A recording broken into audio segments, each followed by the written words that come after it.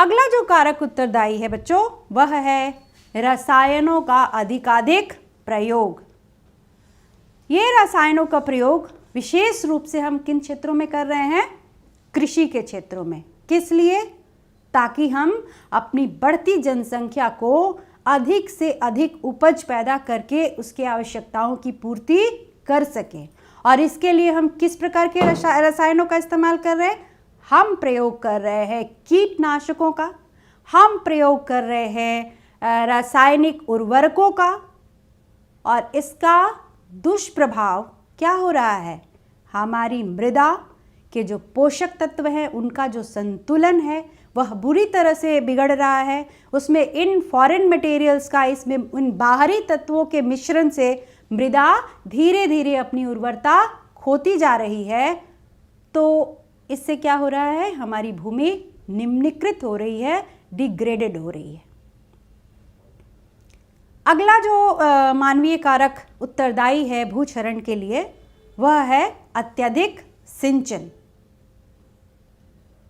सिंचन यानी इरिगेशन। इसमें हम क्या करते हैं?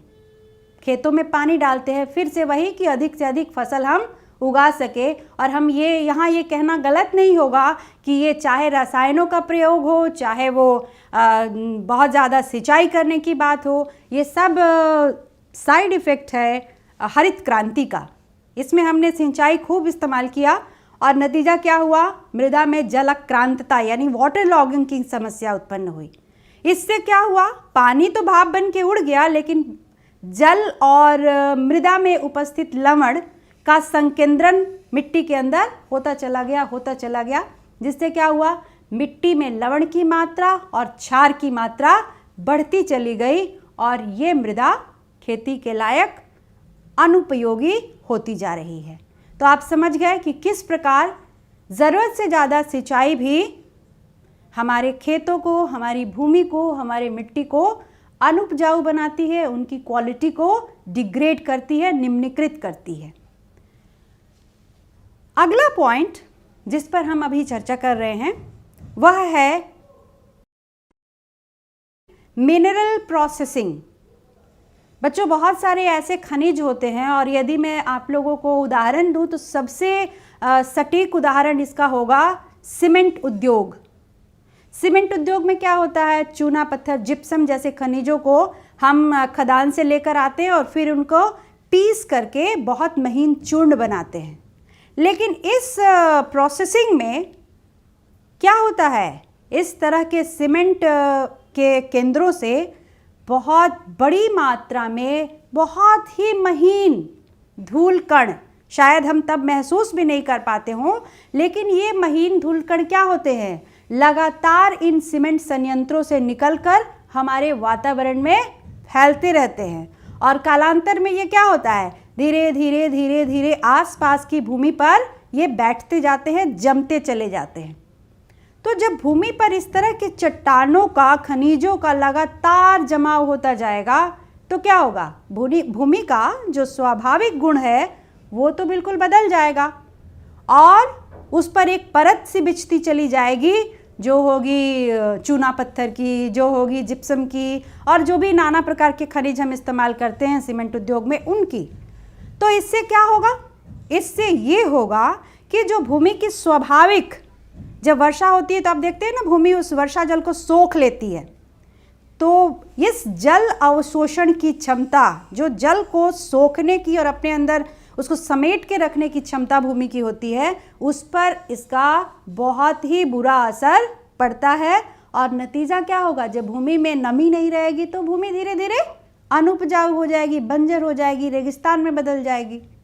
तो इस प्रकार खनिजों के प्रसंस्करण का भी दुष्प्रभाव पड़ता है भूमि के गुणवत्ता पर। अगला जो बिंदु हम यहाँ डिस्कस करने वाले हैं वह है उद्योगों। अभी तो हमने बात की कि खनिज आधारित उद्योगों, लेकिन इसके अलावा भी बहुत सारे उद्योग हैं। तो ये उद्योग क्या करते हैं? ये तैयार माल तो उत्पादित करते ही हैं, लेकिन उसका एक बाइक प्रोडक्ट होता है अपशिष्ट, होता है ना, जिसे हम कचरा कहते हैं अपनी भाषा में। तो ये जो कचरा उत्सर्जित करते हैं, निकालते हैं, यह उद्योग वो ठोस के रूप में होता है, वह तरल के रूप में होता है, रसायनों के रूप में भी होता है। तो ये कहाँ जाता है? इसका भी हम निस्तारण यानी इसका भी निपटान हम कहाँ करते हैं? इसका भी निपटान हम करते हैं भूमि में। कई बार तो हम भूमि के सतह पर ही हुई फेंक देते हैं और कई बार उसमें गड्ढा करके अंदर डाल देते हैं। लेकिन दोनों ही प्रक्रिया क्या है? ये भूमि को निम्नीकृत करती है, डिग्रेड करती है। तो इस प्रकार बच्चों हमने ये जाना कि कौन कौन से ऐसे मानवीय क्रियाकलाप हैं जो भूक्षरण के लिए उत्तरदायी माने जाते हैं, किस प्रकार वो लैंड के, सॉइल के क्वालिटी को डिग्रेड करते हैं। बच्चों अभी हमने बहुत सी नकारात्मक बातें कर ली कि मृदा का क्षरण हो रहा है, उसके प्राकृतिक कारण ये है, मानवीय कारक ये हैं। लेकिन ऐसा नहीं है, इस नकारात्मकता के बीच में भी सकारात्मकता है। भू संरक्षण किया जा सकता है और अब हम चर्चा करेंगे भू संरक्षण के उपायों पर कि क्या क्या ऐसे हम काम कर सकते हैं जिससे कि मिट्टी को, भूमि को डिग्रेड होने से बचाया जा सकता है, उसे निम्नीकृत होने से, अपरदित होने से बचा सकते हैं। इन कारकों में सबसे पहला कारक हम रखे हैं फसल चक्रण यानी क्रॉप रोटेशन। बच्चों आप जानते हैं कि हमारे यहाँ क्या होता है, चावल, गेहूँ, मक्का, गन्ना, ये सब प्रमुख फसलें हैं और किसान लगातार इन फसलों को अपने खेतों में लगाते रहते हैं। नतीजा क्या होता है? लगातार इन फसलों की यदि खेती की जाए या किसी भी एक प्रकार की फसल की खेती की जाए तो मृदा में जो पोषक तत्व हैं उनका संतुलन बिगड़ने लगता है और उस स्थिति में हमें फसल चक्रण करना ज़रूरी होता है, यानी बदल बदल करके फसलों को लगाना। और आपने अपने साइंस के किताब में पढ़ा होगा कि जो लेग्यूमिनस प्लांट है उनकी खेती बीच बीच में करनी चाहिए। उससे क्या होता है? हाँ बिल्कुल सही, उससे नाइट्रोजन स्थिरीकरण यानी नाइट्रोजन फिक्सेशन होता है और उससे मिट्टी की उर्वरा शक्ति बनी रहती है। तो इसलिए फसल चक्रण भू संरक्षण के लिए एक बहुत ही कारगर उपाय है। दूसरा, जैसा कि हमने पढ़ा कि जो पहाड़ी क्षेत्र हैं वहाँ पर क्या होता है, मृदा का ढाल के कारण वहाँ पर उसका अपरदन हो जाता है। तो उसको कॉम्बैट करने के लिए, उसको नियंत्रित करने के लिए, उसको रोकने के लिए हम समोच्च जुताई यानी कंटूर प्लाविंग की प्रक्रिया अपना सकते हैं। अब ये कंटूर प्लाविंग होता क्या है? इसमें है कि यदि मान लीजिए भूमि की ढाल कुछ इस प्रकार है तो हम खेतों की ऐसे ही लगातार जुताई करें तो वो क्या होगा, अपरदन को और बढ़ावा देगा। लेकिन हम ढाल यदि इस प्रकार है और उसकी हम खेतों की जुताई यदि उसके क्रॉस कर दे, उसके बिल्कुल विपरीत कर दे तो क्या होगा, उससे मृदा का अपरदन काफ़ी कारगर तरीके से रोका जा सकता है। तो यदि हम समोच्च जुताई वैसे क्षेत्रों में जहां ढालुआ भूप्रदेश है, पहाड़ी ढलान हो या किसी भी प्रकार का अंड्यूलेटिंग सरफेस हो, वहां यदि ढाल के विपरीत दिशा में हम खेतों की जुताई करें तो मृदा अपरदन को कारगर तरीके से रोक सकते हैं।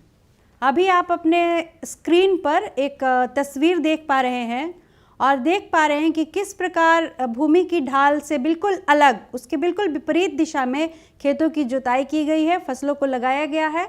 और पानी यदि पानी तो ढाल के अनुसार बहेगा, लेकिन ये जो कंटूर्स हैं, समुच्च रेखाएं हैं, ये बहते हुए जल की गति को कम करेंगी, उसे तोड़ेंगी और मृदा के बहाव को भी रोक देंगी, नियंत्रित कर लेंगी।